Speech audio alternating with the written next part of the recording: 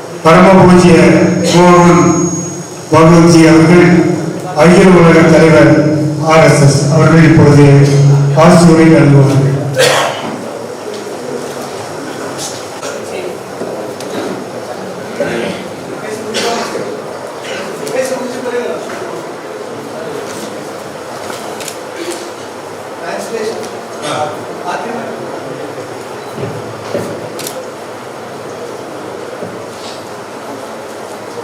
परम श्रद्धेय श्री ज्ञान गुरु शिवलिंग विश्व स्वामी जी महाराज,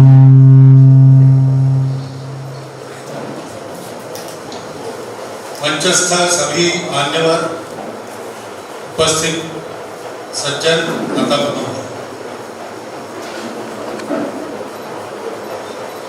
स्वामी जी का मेरा परिचय बहुत पुराना है और स्वामी जी बहुत उत्कटता से अपने देश धर्म के लिए काम करते हैं। समाज में एकात्मता प्रस्थापित हो, विषमता न रहे, अपने धर्म का ज्ञान मिले और अपने धर्म पर श्रद्धा सबकी पक्की हो,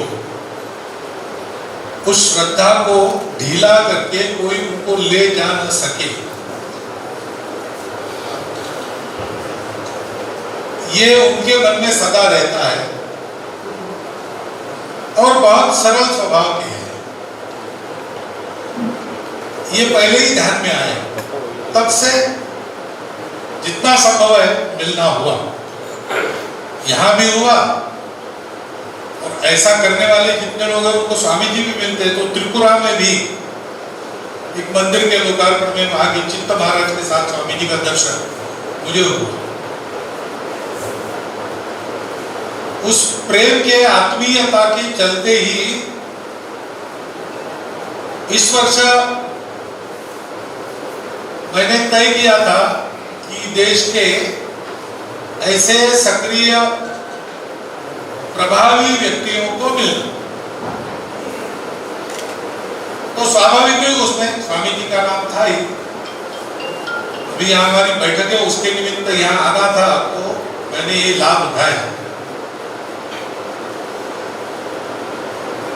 स्वामी जी का भी स्वास्थ्य बहुत ज्यादा प्रवास करने के अनुकूल है ऐसा मुझे नहीं लगता, फिर भी वो परिश्रम करते हैं। मेरे बारे में उन्होंने कहा, लेकिन उनको भी वही लागू होता है। और भी बहुत सी बातें मेरे बारे में उन्होंने और किसने कही है, लेकिन सब पर विश्वास मत रखना। बात है कि एक बड़ा संगठन है राष्ट्रीय स्वयंसेवक संघ, उसके सब स्वयंसेवक काम करते हैं, सब सक्रिय है। जो परिणाम आज देश में दिख रहे हैं, श्री राम मंदिर बन रहा है, देश की प्रतिष्ठा दुनिया भर में बढ़ गई है, इसके पीछे किसी एक का परिश्रम नहीं है, संघ के सब स्वयंसेवकों का परिश्रम है, हिंदू समाज के सब लोगों का परिश्रम है। अब सामने किसी न किसी को रहना पड़ता है, तो संघ ने मुझे सामने रखा है। श्रेय सब समाज का और संघ का, मेरा नहीं। अपने देश में ऐसे बहुत बड़े बड़े काम होते आए प्राचीन समय से,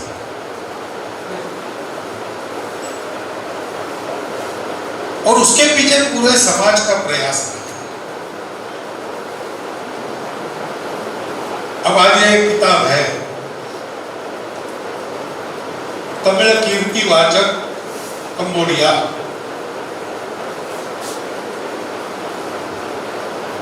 तो कितने लोगों ने प्रयास किया होगा। सतत लोग जाते रहे दक्षिण पूर्व एशिया के सब देशों, वहां जाके उन्होंने भारत का सनातन धर्म सबको दिया। शिव की, विष्णु की, बुद्ध की उपासना सबको पता है, और उसके आधार पर उन लोगों को सुसंस्कृत बनाया। अपने यहाँ पर अनेक पूजाएं हैं, विविधता का ही देश है, लेकिन ये देश जानता है, मानता नहीं केवल। We know, we don't hypothesize। हमारी मान्यता नहीं है, अनुभव है, प्रतीति है कि सारी विविधता एक से ही दिखती है। एक ने अपना श्रृंगार किया अलग अलग बातों से, अलग अलग रूप, एकता की ही विविधता है। और इसलिए हम अलग अलग पंथ, संप्रदाय, देवी देवता, जाति, उपजाति सब लेकर चलते, लेकिन जाते हैं एक ही तरफ, वो है धर्म। तो धर्म क्या है? तो एक सत्य है, सारे अस्तित्व का तत्व एक है, वही विविध रूपों में प्रकट हुआ। और इसलिए विविधता का स्वीकार करना, स्वागत करना, सम्मान करना और एक दूसरे के साथ मिलजुल कर चलना, झगड़ा नहीं करना। To be different is not to be separate, and to achieve oneness, uniformity is not necessary.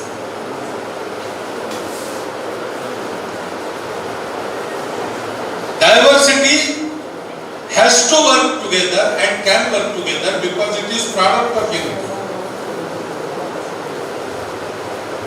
ये सत्य है, इस सत्य को लेकर भारत बना है।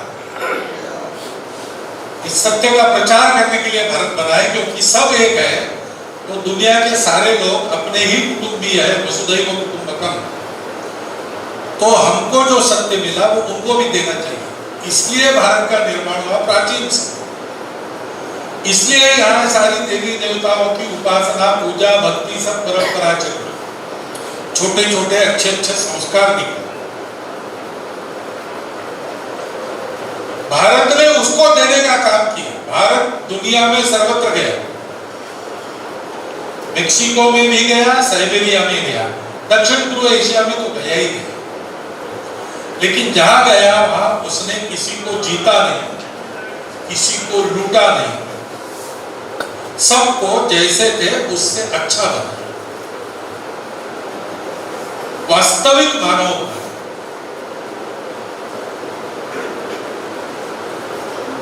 क्योंकि उसके हृदय में इस सत्य के कारण भारत के मन में करुणा है, सब अपने हैं, सबका दुख मेरा दुख है, किसी को दुखी नहीं रहने। न त्वहं कामये राज्यं न स्वर्गं न अपुनर्भवम्। राज्य नहीं चाहिए, स्वर्ग भी नहीं चाहिए, मोक्ष भी नहीं चाहिए। कामये दुख तप्तानां प्राणिनां आर्तिनाशनम्। दुख से तप्त प्राणियों के दुख का विनाश करना, दुख को हरण करना, सुख देना, इसके लिए भारत है। आत्मनो मोक्षार्थम जगद्हिताय। और दक्षिण पूर्व एशिया के देशों में जल्दी जा सकते, पास में है अपने। बाकी देशों में जाना, मेक्सिको में जाना दूर है, साइबेरिया दूर है, के पास में है। हम जाके देख सकते हैं कि हमने उन देशों को क्या क्या दिया। अभी भी उसकी याद वहां पर है, सब देशों में, वहां पर तो है नहीं। सत्य, करुणा, अंतर्बाह्य पवित्रता, शुचिता, और इसके लिए परिश्रम, तपस, ये चार मूल्यों वाला जीवन हमने उनको दिया। यही धर्म है, शाश्वत धर्म यही है। आचार धर्म बदलते हैं, वो तो अलग अलग समय पर अलग अलग स्थानों में अलग अलग होते हैं। लेकिन सब जगह एक बात थी, वो कौन सी? सत्य, करुणा, शुचिता, तपस। इसलिए तमिलनाडु से राजराजेश्वर चोल के समय में, उसके भी पहले से लोग जाते रहे, अभी अभी तक जाते थे। तो वो तमिल कीर्ति वाचक बन गया, यानी भारत कीर्ति वाचक बन गया, यानी धर्म कीर्ति वाचक बन गया। बाकी लोगों ने तलवार के भरोसे या सेवा का भी उपयोग करके बाकी देशों को जीत लिया। उन्होंने दिग्विजय किया, वो दो प्रकार का था, एक है असुर विजय, दूसरा है धन विजय। असुर विजय वो होता है जो जिनको जीतते हैं उनका विध्वंस पूर्ण समाप्त कर। दुनिया में ऐसा करने वाले लोग हैं, तब भी थे, हमने भी उनको झेला। और धन विजय करने वाले लोग विध्वंस तो नहीं करते, लेकिन पूरा धन निकाल देते। दुनिया में ऐसे लोग तब भी थे, आज भी है, भारत ने भी उनको झेला। भारत ने भी दिग्विजय किया, सब देशों में गए, उस देशों के लोगों का हृदय जीता, उनकी भूमि नहीं जीती, उनका धर्म नहीं बदला, उनको जैसे थे उससे अच्छा किया। इसको कहते हैं धर्म विजय। हम धर्म विजयी लोग हैं।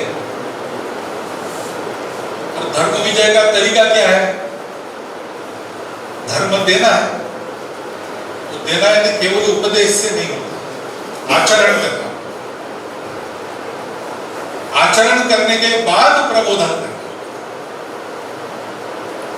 हमारे लोगों ने दूर दूर देशों में जाकर धर्म का आचरण दिखाया,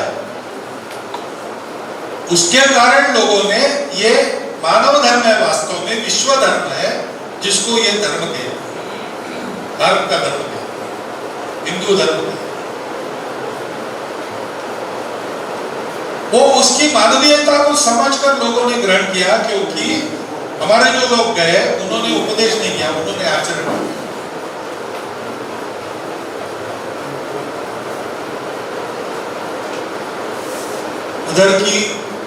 उधर के लोग पहले कपड़े नहीं पहनते, नग्न रहते, मालूम नहीं। हमारे राजा पहले गए तो वो लोग प्रतिकार के लिए शस्त्र लेकर खड़े हो गए, सामने उनकी रानी, वो भी नग्न। हमारे लोगों ने क्या किया? उनसे लड़ाई नहीं की, वस्त्र लेकर गए और उन सबको वस्त्र पहनाए। तो समझ गए कि ये लोग अच्छे हैं, झगड़ा करने के लिए नहीं आए, और उन्होंने हमको स्वीकार किया, हमारे आचरण के कारण स्वीकार। ये हमारी कीर्ति है। इस पुस्तक में उसका वर्णन है, वहां कैसे कैसे मंदिर बने, कैसी कैसी पूजा होती है, क्यों होती है। हम तो कभी कन्वर्ट नहीं करते, लेकिन हमको देख के लोगों को लगता है इनकी जैसा बनना चाहिए। वो पूजा किसी की करे, हमको फर्क नहीं पड़ता। हम कहते हैं पूजा आप किसी की करो, सत्य पर चलो, करुणामय रहो, शुचिता रखो जीवन में अंतर्बाह्य, और उसके लिए परिश्रम पूर्वक जियो। केवल मौज मजा करने का जीवन जीवन नहीं है, वो पशु का होता है। और ये हम करते हैं तब ऐसा। आज अभी उल्लेख किया षणमुखानंद जी ने, स्वामी जी की वेदना, स्वामी जी की इच्छा, ये दोनों, इच्छा पूर्ण होना और वेदना का शमन होना कैसे होगा? ऐसे ही होगा। जो करना है वो पहले अपने को करना पड़ेगा। मेरे मन से भेद हट जाए, मेरे मन में अपने धर्म के प्रति प्रखर श्रद्धा होनी चाहिए, अपने धर्म का आचार मेरे मन में मुझे स्मरण रहना चाहिए, उसका आचरण मैंने करना चाहिए और अगली पीढ़ियों को भी पहुंचाना चाहिए। मेरे मन में कोई भेद नहीं रहेगा,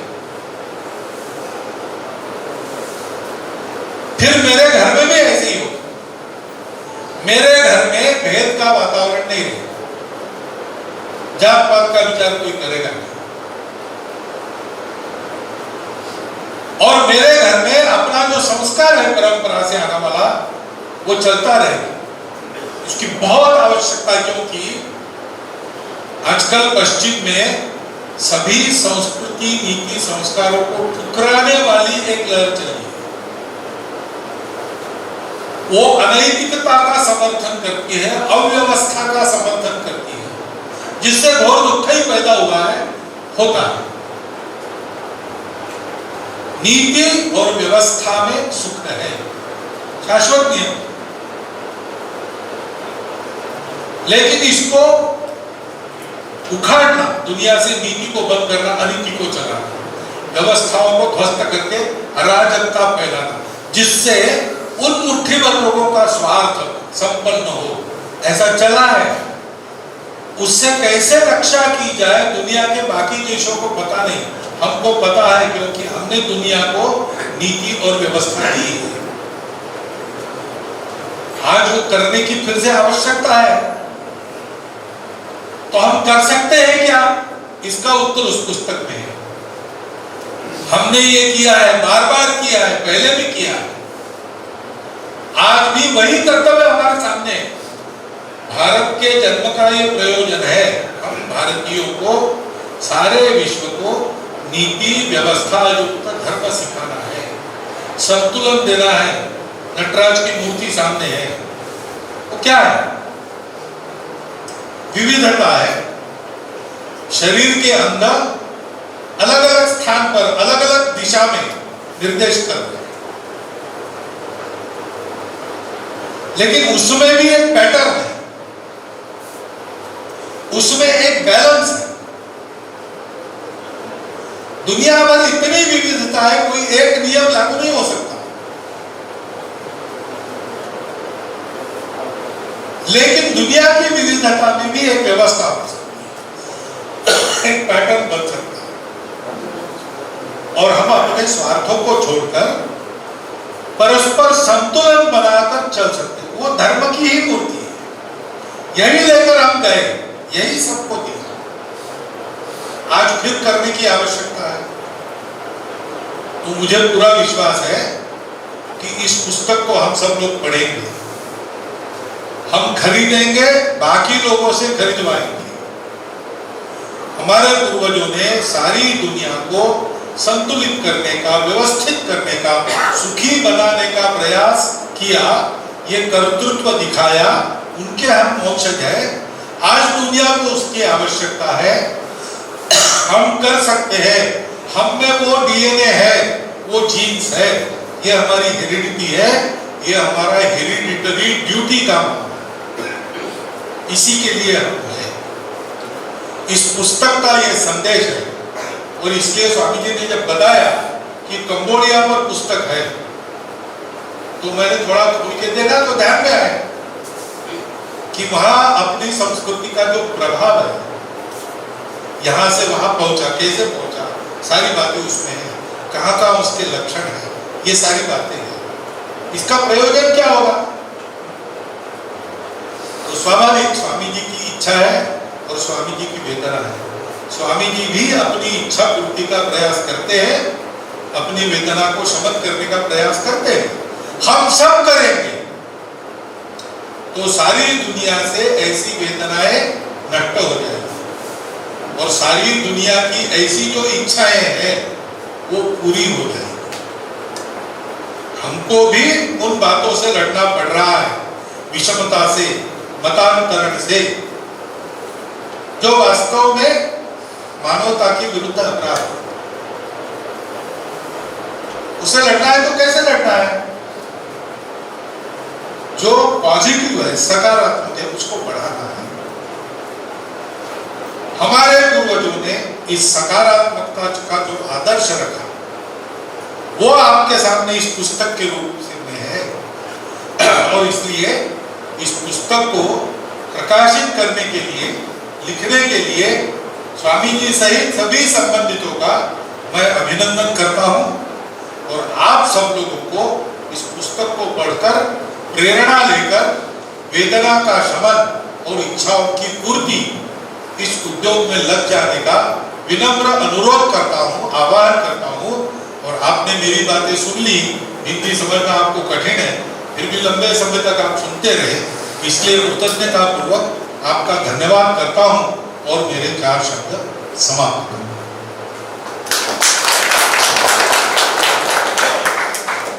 அருமையான ஒரு ஆசிரியரை நல்கிய நம்முடைய பரம பூஜ்ய மோகன் பகவத்ஜி அவர்களுக்கு வணக்கத்தை தெரிவித்துக் கொள்கின்றோம்.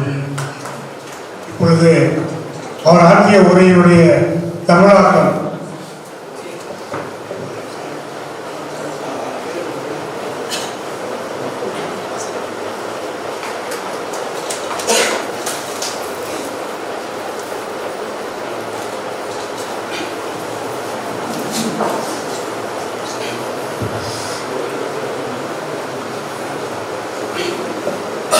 पूजनीय सरसंघ चालक சுருக்கமான தமிழாக்கம் சொல்றேன்.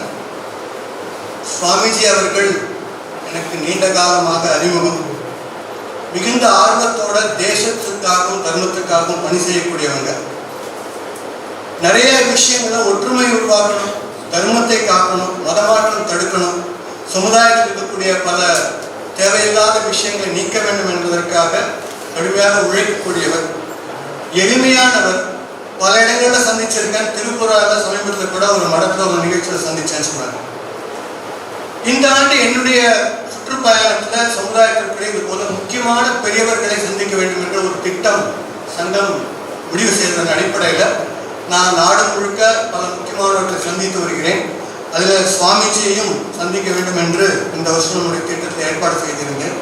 இங்கே நான் வந்திருக்கிறது அதனுடைய கண்ணோட்டத்தினால. சுவாமிஜியோட இந்த சந்திப்பு எப்பவுமே மகிழ்ச்சி தரக்கூடியது அப்படின்னு சொன்னாங்க.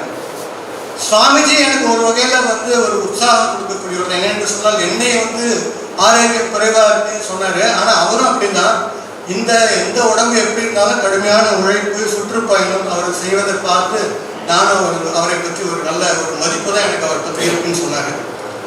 என்னை பற்றி பல பேர் சொல்லும்போது பல விஷயங்கள் சொன்னாங்க. அதெல்லாம் கணக்கு வச்சுக்காதீங்க. ஏனென்று சொன்னால், எல்லாத்துக்கும் பெருமைக்குரியவர் நான் எல்லாம் நம்முடைய அமைப்பு ராஷ்டிரிய சுயம் சேவக் சங்கம். அதுதான் அத்தனைக்கும் காரணம். சங்கத்துடைய சுயம் சேவர்கள் சமுதாயம், இந்து சமுதாயம் தான் இந்த எல்லா விதமான மாற்றங்களுக்கும் அடிப்படை. இப்பொழுது எனக்கு அதற்கு தலைமை தாங்கக்கூடிய பொறுப்பு கொடுத்திருக்கிறதுனால அந்த இடத்துல உட்கார்ந்துருக்கேன் அப்படி சொன்னாங்க.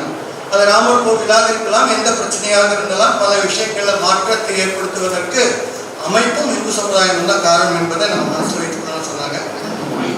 உலகில் பாரதம் என்பது எதற்காக இருக்கிறது என்று சொன்னால், இந்து சமுதாயத்தை ஒற்றுமைப்படுத்தி அதை வளர்ப்பதற்காகவும் சமுதாயத்தினுடைய பிரச்சனைகளை தீர்ப்பதற்காகவும் வேலை செஞ்சுட்டு இருக்கு. ஆனால் நாம செய்யக்கூடிய அத்தனையுமே எனக்காக அல்ல, இந்த இந்து சமுதாயத்திற்காக, நாட்டிற்காக என்ற எண்ணம் வேலை செய்யணும். நம்முடைய நாட்டில் முன்காலம் முதலே இதுதான் நம்முடைய பரம்பரையான பழக்கமாக இருந்திருக்கிறது. நம்முடைய சமுதாயமே அதுபோலதான் வழிகாட்டி வாழ்ந்திருக்கிறது முன்னோர்கள். அதுக்குதான் உதாரணமாக இந்த கம்போடியா புத்தகம். தென்கிழக்கு நாடுகளில் பாரதத்திலிருந்து போனவர்கள் நம்முடைய முன்னோர்கள் எந்த அளவுக்கு ஒரு பெரிய தாக்கத்தை ஏற்படுத்தினார்கள் என்பதை அந்த புத்தகத்தில் ரொம்ப தெளிவாக சாமி சொல்லியிருக்காரு, படிக்கணும்னு சொன்னாங்க. வேற்றுமை ஒற்றுமை தான் நம்ம இந்து தர்மத்துடைய சிறப்பு அம்சம். நமக்கு தெரியும், பல்வேறு வேறுபாடுகள், உணவு, உடை, மொழி, பழக்க வழக்கம், ஆடு, செயல்பாடு எல்லாம் இருந்தாலும் கூட இது அனைத்திலும் ஒற்றுமையை காணக்கூடியது இந்த பாரத நாடு இந்து தர்மம் மட்டும்தான். இந்த தர்மத்தினுடைய அடிப்படையில் நம்ம முன்னாக்கிறதுனால நமக்குள்ள இந்த வேற்றுமை என்பது நம்ம கலாச்சாரத்துக்கு ஒரு சிறப்பு. அதை நாம் உணரணும், அதை நடக்கிறதுக்கு முயற்சி பண்ணணும். அதனால நம்ம சொல்றோம், உலகம் முழுதும் ஒரு குடும்பம், வசுதெய்வ குடும்பம்னு சொல்றோம். பல்வேறு வழிபாடுகள் இருந்தாலும் கூட அது செய்வோம், வைணவம், சாப்பிட்டு எப்படி இருந்தாலும் கூட அனைத்துமே ஒரே இறைவனுடைய தான் என்கின்ற இந்த கொள்கை நம்முடைய இது அப்படி சொல்றாங்க. அப்படி அதனாலதான் நம்ம பார்த்தோம்னா மெக்சிகோவா இருக்கலாம், அது சைபீரியாவா இருக்கலாம், எல்லா இடங்களிலும் நம்முடைய கருத்துக்கள் கொண்டு போய் சேர்க்கப்பட்டிருக்கிறது. எந்த இடத்திலையும் பாரதம் எல்லாரையுமே கூட வெற்றி கொள்ளவில்லை. அவர்களை அத்தனை பேரும் நல்லவர்களாக மாற்றியது. அவர்கள் மீது போர் கொடுத்து வெற்றி கொள்ளவில்லை, அவர்களுக்கு பண்பை கொடுத்தது. இதை நம்ம புரிஞ்சுக்கணும் சொல்றோம். அதுக்கு உதாரணமாக எனக்கு அரசு தேவையில்லை, ஆட்சி தேவையில்லை, மக்களுடைய நலன்தான் எனக்கு முக்கியம் என்று வாழ்ந்தவர்கள் இந்த நாட்டில் இருந்தாங்க அப்படின்னு நற்பகம் காமேயராஜம் என்ற பிரதிதேவர்கள் சுபாஷித்தன் சொன்னாங்க. இதுதான் உண்மையான பாரதம். பாரதத்தில் வசிக்கூடிய இருக்கக்கூடிய ஒவ்வொருத்தர் உள்ளத்திலேயும் மற்றவர்களின் நன்மைதான் என்னுடையது என்று வாழ்வது நம்முடைய பண்பு. அதை நாம் ஞாபகம் வைத்துக் கொள்ள வேண்டும் என்று சொன்னார்கள். ஒரு 4 விஷயங்கள் நம்முடைய சமுதாயத்தின் அடிப்படையாக இருக்கிறது. அதை வலிமைப்படுத்த வேண்டிய கட்டாயத்தில் நாம் இருக்கணும்னு சொன்னாங்க. உண்மை, தூய்மை, அன்பு, தவம். இந்த 4 விஷயங்கள் இந்த பாரத நாட்டுடைய பண்பாட்டுடைய அடையாளம். அதனால இந்த விஷயத்தை தான் இந்த தமிழ்நாட்டுடைய மன்னர்கள், சோழ மன்னர்கள் தர்மம் என்ற பெயரில் உலகம் முழுக்க கொடுத்திருக்கிறார்கள். அதனால நம்முடைய உண்மையையும், அன்பையும், கருணையையும், தூய்மையையும் தவத்தின் மூலமாக மக்களுக்கு சொல்லிக் கொடுக்கின்றது நம்முடைய பண்பு.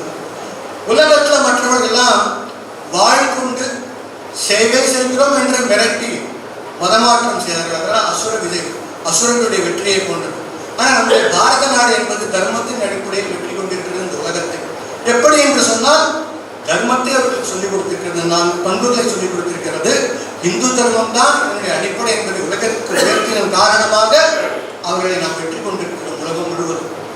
உலகத்துல போனப்போ நாகரிகமே இல்லாமல் உடையுடுத்த கூட தெரியாமல் வாழ்ந்த காலத்துல நம்முடைய முன்னோர்கள் அவர்களிடம் சென்று அவர்களுக்கு பண்புகளை கற்றுத் தந்தார்கள். அதனால அவர்கள் நம்முடைய நடத்தையை கொண்டு நம்முடைய பண்பை பார்த்து நம்மோடு இணைந்தார்கள், நம்மை மதித்தார்கள். இதுதான் நம்ம நாட்டுடைய பண்பாடு. எங்கு போனாலும் நம்ம பாரத நாட்டை சேர்ந்தவர்கள் இந்துக்கள் நம்முடைய தர்மத்தை சொல்லிக் கொடுத்தார்களே தவிர யாரையும் வெற்றி கொள்ள வேண்டும் என்று வாழ்ந்தே இல்லை. இந்த புஸ்தகம் அதை உறுதிப்படுத்துகிறது. அது அப்படின்னு சொன்னாங்க. வழிபாடு எதானாலும் அடிப்படையில் நமக்கு இந்த விஷயம் தான் இருக்கணும். நேர்மை இருக்கணும், உண்மை இருக்கணும், அன்பு இருக்கணும், கருணை இருக்கணும், தவம் இருக்கணும். இதை நாம வாழ்க்கையில கடைபிடிக்கணும் அப்படின்னு சொன்னாங்க. சுவாமிஜியுடைய வாழ்க்கையில அவருக்கு 2 விஷயம் இருக்குன்னு சொன்னார். சண்முகாந்தி அவர்கள் சொல்லும் பொழுது அவருக்கு ஒரு வேதனை இருக்கிறது மனதில். இந்த ஏற்றத்தாழ்வுகளை குறித்து ஒரு கஷ்டம் இருக்கிறது, அவருடைய ஆசை இருக்கிறது. என்ன என்றால் அது மதமாற்றம் தடுக்கப்பட வேண்டும் என்று. அது எப்படி நடக்கும் என்று சொன்னால் என்னுடைய வாழ்க்கை நாம் கடைபிடிக்க வேண்டும். அது அடுத்த தலைமுறைக்கு சொல்லிக் கொடுக்கும். நம்முடைய வீட்டில் நான் ஏற்றத்தாழ்வுக்கு இடம் கொடுக்க மாட்டேன் என்று நாம் வாழ வேண்டும். நம்முடைய வீட்டில், நம்முடைய குடும்பத்தில், நம்முடைய உறவினர்கள் கிட்ட மத மாற்றத்தை அனுமதிக்க மாட்டேன் என்று நாம் வாழ வேண்டும். அப்படி நாம் வாழ்ந்தோம் என்று சொன்னால் நம்மிடம் துவங்கும் பொழுது ஒட்டுமொத்த சமுதாயத்தில் அது வரும். அதுக்கான வேலை நம்ம செய்யணும்னு சொன்னாங்க. இதுக்கெல்லாம் அடிப்படை என்பது குடும்பம், வீடு. அதனால அந்த வீட்டையும் குடும்பத்தையும் பாதுகாக்க வேண்டிய பொறுப்பு நமக்கு இருக்கிறது. ஏன்னு சொன்னால் இந்த மேற்கத்திய நாகரிகத்தின் காரணமாக நம்ம மேல மிகப்பெரிய ஒரு தாக்கம் ஏற்படுத்தி கொண்டிருக்கிறார்கள். இதிலிருந்து விடுபட்டு நம்முடைய பாரம்பரியம், நம்முடைய பழக்க வழக்கங்கள், பண்பு இவற்றை எல்லாம் நம்முடைய குடும்பங்களுக்கு சொல்லிக் கொடுத்து இந்த கட்டமைப்பு மாறாமல் நம்ம சமுதாயத்தை காக்க வேண்டிய பொறுப்பு நமக்கு இருக்கு. இதை நாம செய்யணும் அப்படி சொன்னாங்க. உதாரணமாக இங்கிருந்து நடராஜர் சிலை உதாரணமாக சொன்னாங்க. பாருங்க, கை காலையெல்லாம் வேறு வேறு திசைகள் இருக்கிறது. ஆனாலும் கூட இது அனைத்தும் உணர்த்துவதுன்னா இவ் அனைத்தும் ஒன்றின் பல வடிவம் என்பதை உணர்த்துகிறது. இதை நாம் உணர வேண்டும். இந்த புஸ்தகத்தை நாம் வாங்கணும், படிக்கணும், பல பேருக்கு படிக்க சொல்லணும் அப்படி சொன்னாங்க. இந்த கம்போடியா பற்றி புஸ்தகத்தை நான் பார்க்கும்போது எனக்கு பார்த்து புரிஞ்சது என்னவென்று சொன்னால், இந்த நாட்டினுடைய டிஎன்ஏ, மக்களுடைய டிஎன்ஏலே இது இருக்கு. எங்க போனாலும் தர்மத்தையும் பண்பையும் சொல்லிக் கொடுக்கக்கூடிய பழக்கம் இருக்கு. அதனுடைய வெளிப்பாடு தான் இந்த மிகப்பெரிய அந்த கோவில் அப்படின்னு சொன்னாங்க. கடைசியா ஒரு விஷயம் சொன்னாங்க. சுவாமிஜிக்கு எப்படி இந்த ஏற்றத்தாழ்வுகள் நீக்க வேண்டும் என்ற கவலை இருக்கிறதோ, எப்படி மதமாற்றம் தடுக்க வேண்டும் என்ற எண்ணம் இருக்கிறதோ, அதன் வேறுபாடுகள் களையப்பட வேண்டும் என்று இருக்கிறதோ, அதே போல நம்முடைய வாழ்க்கை நாம் கடைபிடிக்க வேண்டும். நாம் அத்தனை பேருமே கூட இந்த விஷயங்களை செய்ய வேண்டும் என்று கேட்டுக்கொள்கிறேன். இவ்வளவு நேரம் பொறுமையாக என்னுடைய ஹிந்தி உரையை கேட்டதற்காகவும் நான் உங்களுக்கு என்னுடைய வணக்கங்களையும் மகிழ்ச்சியும்